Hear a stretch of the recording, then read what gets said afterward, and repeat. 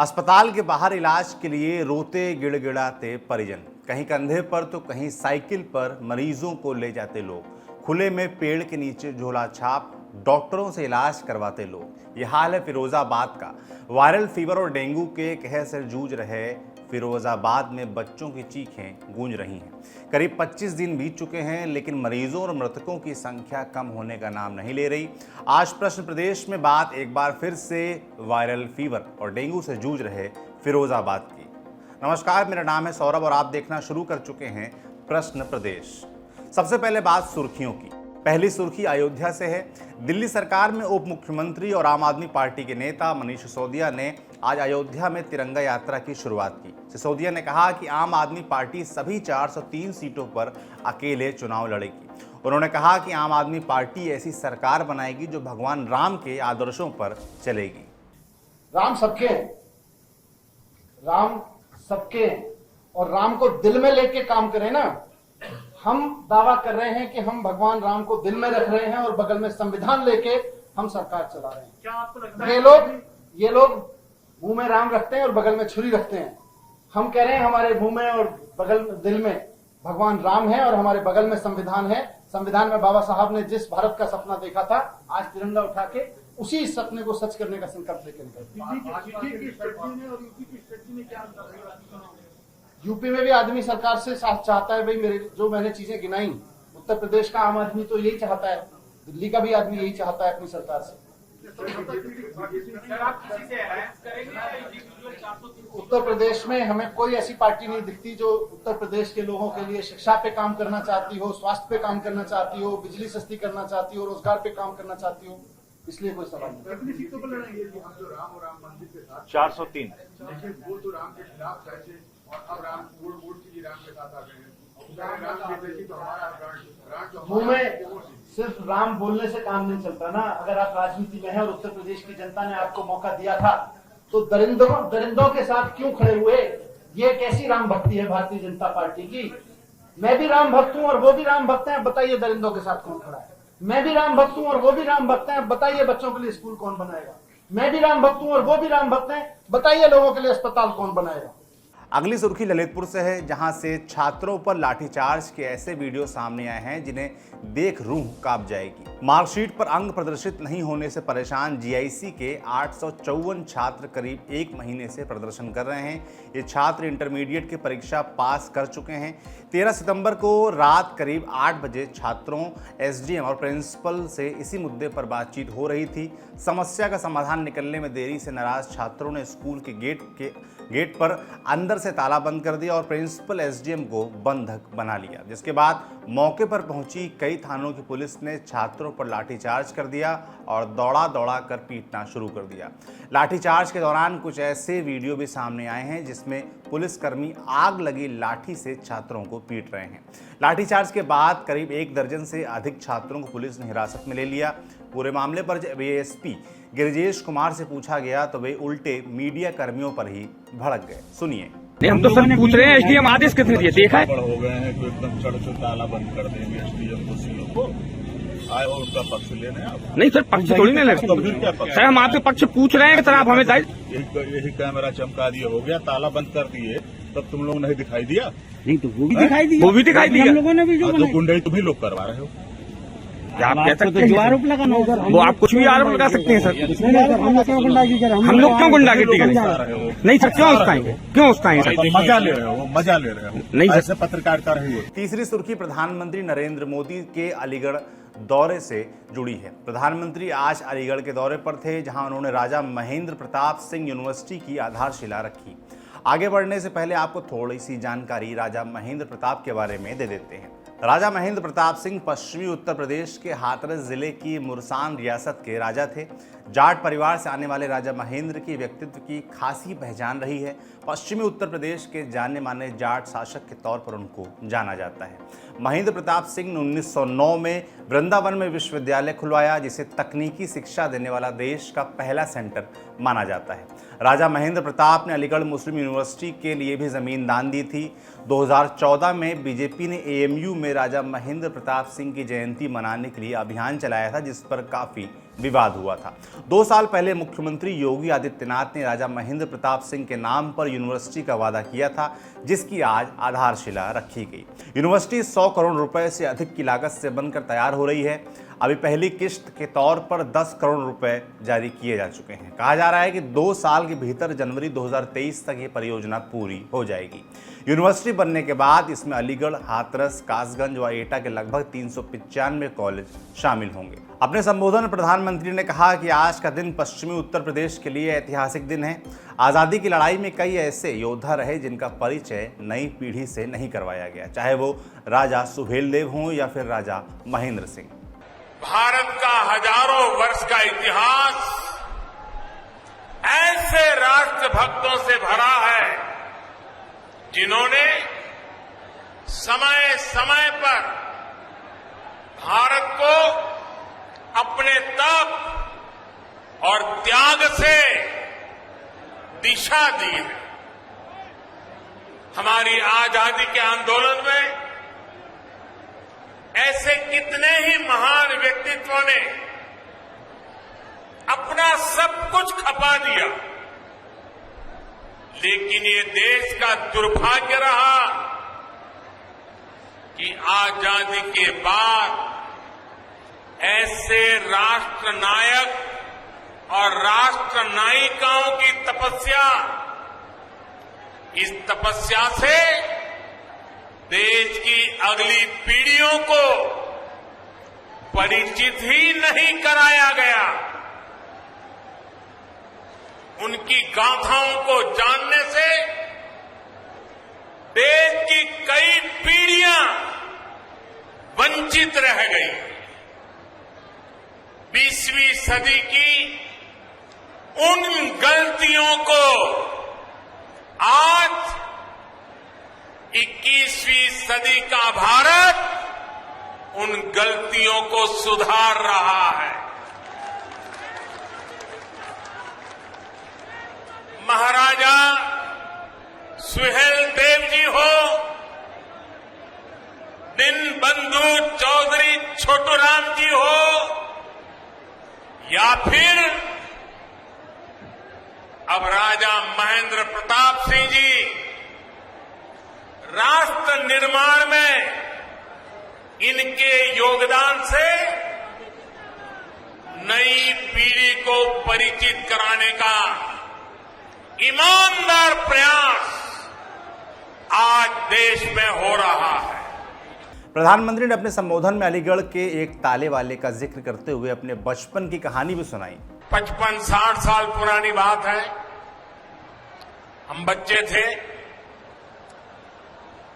तो अलीगढ़ से ये ताले के जो सेल्समैन होते थे, एक मुस्लिम मेहरबान थे, वो हर 3 महीने हमारे गांव आते थे। अभी भी मुझे याद है, वो काली जैकेट पहनते थे और सेल्समैन के नाते दुकानों में अपना ताला रख के जाते थे और 3 महीने के बाद आकर के पैसे ले जाते थे। गांव के अगल बगल के गांवों में भी व्यापारियों के पास जाते थे, उनको भी ताले देते थे। और मेरे पिताजी से उनकी बड़ी अच्छी दोस्ती थी और वो आते थे तो 4-6 दिन हमारे गांव में रुकते थे और दिन भर जो पैसे वो वसूल करके ले आते थे तो मेरे पिताजी के पास छोड़ देते थे और मेरे पिताजी उनके पैसों को संभालते थे। और 4-6 दिन के बाद जब वो मेरा गांव छोड़ करके जाते थे तो मेरे पिताजी से वो सारे पैसे लेकर के फिर वो अपना ट्रेन से निकल जाते थे। और हमने बचपन में 2 शहरों उत्तर प्रदेश के बड़े परिचित रहे, एक सीतापुर और दूसरा अलीगढ़।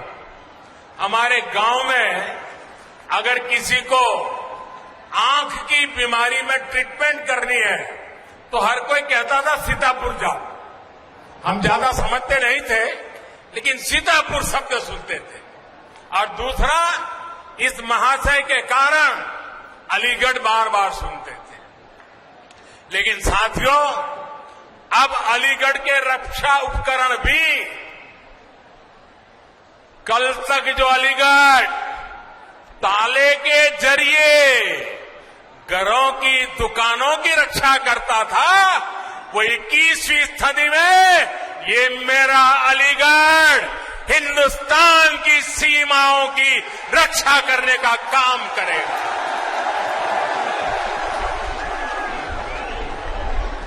यहां ऐसे आयुध बनेंगे।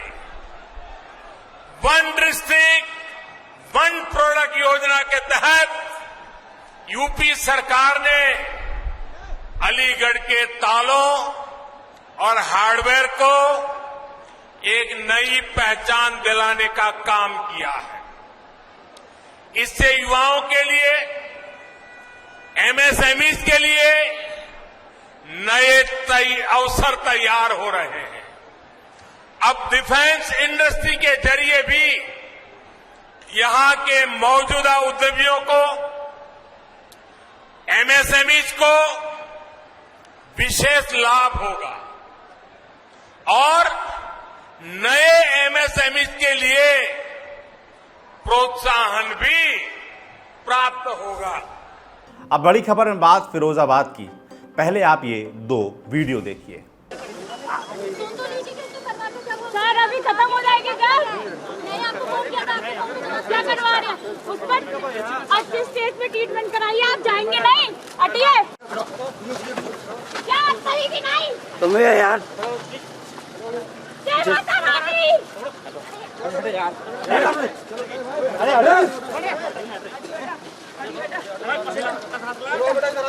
फोन उठा लीजिए।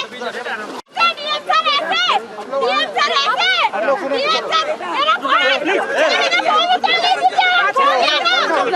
आप डीएम सर ऐसे, डीएम सर ऐसे, डीएम सर मेरा फोन उठा लीजिए।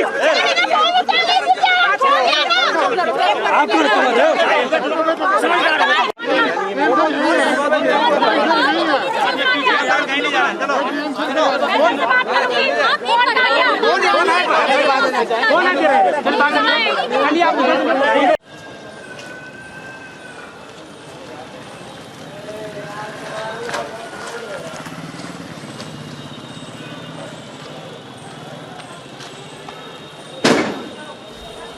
पहला वीडियो फिरोजाबाद के 100 शैया हॉस्पिटल के बाहर का है। वीडियो में दिख रही लड़की का नाम निकिता है, जिसकी 11 साल की बहन अस्पताल में भर्ती थी।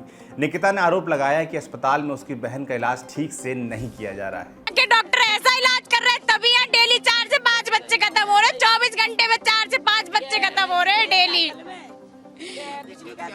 उसको पेट में दर्द हुआ था उसके, और है ना उसको फीवर आया हल्का सा, और है ना उसको वॉमिटिंग हुई।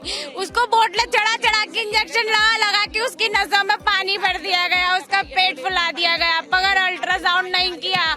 2 दिन से मेरी मम्मी अल्ट्रासाउंड की बोल रही है पर नहीं किया गया अल्ट्रासाउंड। अब आप क्या चाह रही हैं? मेरी बहन को ट्रीटमेंट अच्छा मिले और वो सही सलामत घर जानी चाहिए। अगर नहीं हुआ ना, उसका ट्रीटमेंट नहीं हुआ तो यहाँ के डॉक्टरों को डिस्चार्ज करे बिना मैं यहाँ से नहीं जाऊंगी और डीएम को यही आना पड़ेगा और सारे डॉक्टरों को डिस्चार्ज करना पड़ेगा, चाहे मुझे धरने पे 1 से 2 महीने या 1 साल क्यों ना बैठना। 13 सितंबर की शाम आगरा मंडलायुक्त अमित गुप्ता और जिलाधिकारी चंद्र विजय सिंह मेडिकल कॉलेज में निरीक्षण के लिए आए थे। निरीक्षण के बाद जैसे ही मंडलायुक्त गाड़ी में बैठे, निकिता उनकी गाड़ी के सामने लेट गई। अस्पताल ने मरीजों की अनदेखी करने का आरोप लगाया। निकिता जिस समय अपनी बहन को बचाने के लिए अधिकारियों के सामने गुहार लगा रही थी, उसके कुछ समय बाद ही उसकी बहन की मौत हो गई। निकिता के आरोपों पर मेडिकल कॉलेज की सफाई भी सुन लीजिए। देखिए, वो पेशेंट हमारे पास कॉम्प्लिकेटेड डेंगू करके आई थी और उसमें लिवर वगैरह काफ़ी इनलार्ज था, उसमें एब्डोमेन में काफ़ी फ्लूइड भरा हुआ था, अल्ट्रासाउंड में प्लूरल इफ्यूजन भी था उसको, और उसका ट्रीटमेंट चल रहा था। उसकी प्लेटलेट काउंट जबकि आज भी 70,000 थी उसकी, लेकिन एकदम से उसके अंदर एक कॉम्प्लिकेशन ब्लीड वगैरह हुआ होगा और तुरंत हमें उसको वेंटिलेटर पर लेना पड़ा, और वेंटिलेटर में लेने के बाद ही उसका पूरा ट्रीटमेंट हमारी पूरी टीम ने किया, लेकिन हमें खेद है हम उसको बचा नहीं पाए। ये परिजन जो आरोप लगा रहे थे कि बार बार वो एक लड़की बार बार हंगामा कर रही थी, तो ऐसा क्यों हो रहा है यहाँ? कौन सी लड़की? एक लड़की जो बार बार ये कह रही थी कि इसी अपनी बहन के बारे में। देखिए, अब किसी के यहाँ कोई डेथ हो जाए तो उस समय उसके लिए दुखद होता है। अब हर जने को इस दुख को सहने की, हर बंदे की क्षमता अलग अलग होती है, तो इसमें मैं कुछ नहीं कहना चाहूँगी। ये बीमारी थी ऐसी और उसके अंदर सीवियर कॉम्प्लिकेशंस थे। पूरी कोशिश करा बचाने का हमारी टीम ने, और बच्चे के साथ, उसकी बहन के साथ हुआ, इसके लिए हमें खेद है। और उसको वो नहीं सहन कर पा रही थी तो वो कुछ भी बोले तो उसमें कोई बुरा मानने की बात नहीं है। दूसरा वीडियो भी फिरोजाबाद मेडिकल कॉलेज का ही है। आसफाबाद के रहने वाले रामतीरथ तेज बुखार से जूझ रही अपनी 16 साल की बहन को दिखाने के लिए हॉस्पिटल लेकर आए थे। बच्ची की हालत खराब हुई तो 100 सैया अस्पताल के बच्चा वार्ड में भेज दिया गया, लेकिन यहाँ उसे भर्ती नहीं किया गया। रामतीरथ का कहना है कि इंजेक्शन लगाकर दूसरी जगह जाने के लिए कह दिया गया। गंभीर रूप से बीमार बच्ची को ले जाने के लिए एम्बुलेंस तक नहीं दी गई। मजबूरन रामतीरथ अपनी बहन को कंधे पर ही लाद कर घर तक लाए। सुनवाई नहीं कर रहे हैं। क्या कह रहे हैं? क्या कह रहे हैं? कल की शाम को 4 बजे के इंजेक्शन लगाए जाते हैं, बस कोई आराम ही नहीं है। फिरोजाबाद में या तो मना कर दो, अंत कहीं दिखा दें, और क्या करें? फाइल मांगी, फाइल भी नहीं दे रहे। यहाँ पे लेके आए, अभी बोला तो फाइल लेके आओ, फाइल भी नहीं दे रहे। क्या करें फिर? ये तो हो गया शहर का हाल। अब आपको फिरोजाबाद के गांव की तस्वीर से रूबरू करवाते हैं। शिकोहाबाद ब्लॉक में आने वाले गांव धरौई हिम्मतपुर के लोगों का कहना है कि यहाँ प्राथमिक स्वास्थ्य केंद्र तो हैं, लेकिन डॉक्टर नहीं आते। कभी कभार आते हैं तो घंटे 2 घंटे बैठकर चले जाते हैं। इंडिया टुडे से जुड़े पत्रकार सुधीर शर्मा की रिपोर्ट के मुताबिक ग्रामीणों ने बताया कि इस गांव और बराबर वाले गांव में अब तक कुल 100 लोग वायरल बुखार का शिकार हो चुके हैं, लेकिन डॉक्टर ना होने की वजह से लोग झोला छाप डॉक्टरों से अपना इलाज कराने को मजबूर हैं। हालात इतने खराब हैं कि गांव में मौजूद झोला छाप डॉक्टर मरीजों को पेड़ के नीचे लिटाकर और पेड़ पर ही बोतल लगाकर ड्रिप चढ़ा रहे हैं। तो ये हॉस्पिटल है, पीछे क्या स्थिति है इसकी? हॉस्पिटल में डॉक्टर कभी कभार आते हैं, हफ्ते में 1-2 बार। अच्छा, डेंगू चल रहा है, जिले में 58 मौतें हो चुकी हैं। तो किस तरह की व्यवस्था है? गांव में डॉक्टर आते हैं या नहीं आते? 1-2 दिन पहले इसमें गांव में जो दवा किंची उस दिन आए थे, तो इसमें साफ सफाई वगैरह सब हो गई और उसके बाद फिर आए नहीं। तो हमेशा ही ऐसा रहता कि? हमेशा ही ऐसा रहता है, हमेशा इसी तरीका से आते हैं। कहाँ लोग आप लोग इलाज करा रहे हैं? इलाज ऐसे प्राइवेट डॉक्टरों पे, उन्हीं पे क्या करें। यहाँ वो ड्रिप फ्रिप लगती नहीं है, वो परेशानी ज्यादा है, तो यहाँ ट्रीटमेंट भाई CPM PPM गोली बारी दे दी, B कम्प्लेक्स वगैरह, उससे कुछ होता नहीं है। CM तो दावा कर रहे हैं कि सारे PS प्राथमिक स्वास्थ्य केंद्र, वो तो दावा कर रहे हैं, लेकिन यहाँ पे तो कोई नहीं आता है। यहाँ की तो यही स्थिति है, जमीनी स्तर पर कोई इलाज नहीं, कोई इलाज नहीं है भाई। टेबलेट वगैरह 2-4 पकड़ा दी, बस इसको खा लो, उससे क्या हो रहा है? डेंगू का कोई इलाज नहीं है यहाँ पर। गांव में कुछ लोग बीमार भी आपके हैं? हाँ, गांव में बीमार हैं। कितने होंगे? कम से कम होंगे तो मेरे गांव में, दोनों गांव में कम से कम होंगे तो 400 आदमी के आसपास होंगे, दोनों गांव में। अब जब एक पास में ये और गैलरी और जोड़ ली है बगल में इस गांव की पहली तरफ, तो उस गांव में तो कम से कम एक गांव में 500 होंगे। अब उस गांव के व्यक्ति वो भी इसी से संपर्क होते, नजदीक गांव है, लेकिन यहाँ पे कोई व्यवस्था ही नहीं है। तो फिर प्राइवेट को इधर देख रहा है, कोई उसके तरफ एक और प्राइवेट डॉक्टर है, वहाँ पर जा रहा है, कोई कहीं व्यवस्था ऐसी प्राइवेट ठीक हो रहा है, ड्रिप फ्रिप लगा के वो ठीक कर रहे हैं। तो हमारे यहाँ कोई व्यवस्था, शिकायत 1-2 बार तब हो गई थी, तब उस समय तो डॉक्टर यहाँ पर एक आए थे सफाई से, वो कुछ समय के लिए बैठे यहाँ पर और वो फिर अपना ट्रांसफर करा ले गए। इस बदहाल स्वास्थ्य चिकित्सा व्यवस्था पर जिले के चिकित्सा अधिकारी का क्या कहना है, वो भी सुन लीजिए। हमारे जो हम बात करते हैं कि ये हिम्मतपुर PSC है, अगर PSC खुल रही है लगातार, दूसरी बात हमारी CSC खुल रही है लगातार, हम हेल्थ कैंप भी लगा रहे हैं। हो सकता है कि वहाँ का डॉक्टर हेल्थ कैंप में गया हो, उसके हम जो आप कह रहे हैं उसका देख लेंगे, जांच कर लेंगे, और जो आप कह रहे हो झोला छाप में ड्रिप लगा रहे हैं, उनको हम विशेष अभियान चला के उनको बंद कराएंगे। फिरोजाबाद में करीब 25 दिन के बाद भी डेंगू और वायरल बुखार पर काबू नहीं पाया जा सका है। अभी भी सरकारी अस्पतालों में मरीजों की लाइन लगी है। बीमार बच्चों की चीखों से अस्पताल गूंज रहे हैं। 30 अगस्त को जब मुख्यमंत्री योगी आदित्यनाथ फिरोजाबाद मेडिकल कॉलेज में आए थे तो उन्होंने जल्द सुधार का वादा किया था, लेकिन अभी तक कोई सुधार जमीन पर तो दिखाई नहीं दे रहा है। न तो मरीजों की संख्या में कोई कमी देखने को मिल रही है और न ही मृतकों की। फिरोजाबाद में अब तक करीब 60 लोगों की मौत डेंगू और वायरल बुखार से हो चुकी है। अभी 460 से अधिक बच्चे मेडिकल कॉलेज के बच्चा वार्ड में भर्ती हैं। 100 से अधिक वयस्क मरीज भी मेडिकल कॉलेज में भर्ती हैं। साथ में ये सवाल भी बरकरार है कि आखिर कब सरकार वायरल फीवर और डेंगू से हो रही मौतों को लेकर गंभीर होगी। आखिर कब वो दिन आएगा जब किसी निकिता या रामतीरथ को अपनी बहन के इलाज के लिए अधिकारियों के सामने गिड़गिड़ाना नहीं पड़ेगा। आखिर कब वो दिन आएगा जब हमें ये खबर नहीं बतानी पड़ेगी कि इलाज ना मिलने की वजह से किसी की मौत हो गई? इन प्रश्नों के बारे में आपकी जो भी राय हो आप हमें कमेंट बॉक्स में लिखकर बता सकते हैं। साथ ही अगर आपके भी कुछ प्रश्न हो जो आप चाहते हैं कि प्रश्न प्रदेश में पूछे जाएं तो आप हमें बता सकते हैं। आप अपने सवाल हमें मेल कर सकते हैं thelallantopup@gmail.com पर। प्रश्न प्रदेश में आज इतना ही, लेकिन चलने से पहले एक ज़रूरी सूचना। जैसा कि आप जानते हैं कि हमारी एक टीम यूपी की यात्रा पर है। हमारे संपादक सौरभ द्विवेदी हर जिले में जाकर पूछ रहे हैं क्या हाल है यूपी। इस यात्रा के दौरान हमारी टीम जब अलीगढ़ मुस्लिम यूनिवर्सिटी पहुंची तो वहां छात्रों ने हमें जो बताया वो आप भी सुनिए। तो उनसे मैंने पूछा कि आप ये पॉटरी इंडस्ट्री और कैसे तरक्की करे, खुर्जा के लोगों का बड़ा कारोबार है। तो उन्होंने कहा कि यहाँ पे अगर देखिए इंडस्ट्री की नीड क्या है कि कोई फाइन आर्ट्स का डिज़ाइन का इंस्टीट्यूट आ जाए, है ना। तो डिमांड सप्लाई, मैं ये चाहता हूँ कि जो देश की ज़रूरतें हैं और देश की प्रयोगशालाओं में जो एक्सपेरिमेंट हो रहे हैं उनमें कनेक्ट हो जाए, बिल्कुल, है ना। पर फिलहाल ऐसा नहीं है। आपके हिसाब से ये कैसे कर सकते हैं? सर, इसको करने के लिए हमें सबसे पहले तत्पर होना पड़ेगा कि हमारी गवर्नमेंट हमें क्या प्रोवाइड करा रही है। एक बात समझिए, मैं चाहता हूँ कि मैं रिसर्च बहुत अच्छी करूँ, लेकिन मेरे पास संसाधन नहीं है। वो संसाधन नहीं है जिसको मैं करके आगे बढ़ जाऊं और मैं किस तरह के संसाधन अच्छी कर लूँ। सपोज जैसे साइंस के लिए भी है, बहुत सारी मशीनरी हैं जो हमारे पास अवेलेबल नहीं है, किसी और इंस्टीट्यूट में अवेलेबल है। तो हम अगर हम कोई चीज़ उसे टेस्ट कराने के लिए भेजते हैं तो वो महीनों लग जाते हैं। सपोज अब जैसे कोई हमारे पास फंडिंग सबसे बड़ा इशू है। अब जैसे हमारा प्लांट मटेरियल है, सपोज अब वो जाते जाते मान लीजिए खराब हो गया। प्लांट मटेरियल जैसे रूट हुआ, रूट का सैंपल हुआ, लीफ का सैंपल हुआ, कहाँ जाता है वो टेस्ट कराने। बहुत सारी चीज़ें, कुछ संसाधन तो हैं लेकिन ऐसे नहीं है हाई लेवल का संसाधन जो हम अपने कैंपस के अंदर बैठकर अच्छी रिसर्च प्रोवाइड कर पाएं। उसके बाद आता है मामला कि हमारे पास फंड कितना है या फंड अवेलेबिलिटी कितनी है। तो उस चीज़ को लेके बहुत सारी लैक करती है गवर्नमेंट और इंस्टीट्यूशन। सरकारें निवेश नहीं कर रही हैं बहुत साइंटिफिक क्षेत्र में। अगर आप ये पूरी रिपोर्ट देखना चाहते हैं या इस यात्रा से जुड़े रहना चाहते हैं तो YouTube पर हमारे नए चैनल लल्लन टॉप यूपी को सब्सक्राइब कर लीजिए। यात्रा का अगला पड़ाव कल यानी 15 सितंबर को मथुरा में है।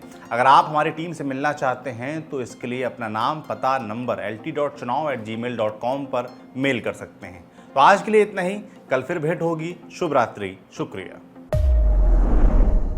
कौन से सवाल का जवाब है यूपी, कौन सी देनदारियों का हिसाब है यूपी, बवाल कमाल या फिर संख्या का भोकाल है यूपी, किसी का हासिल तो किसी का मलाल है यूपी, खुशहाल बदहाल या बहरहाल है यूपी, बताओ तुम्हारा क्या हाल है यूपी।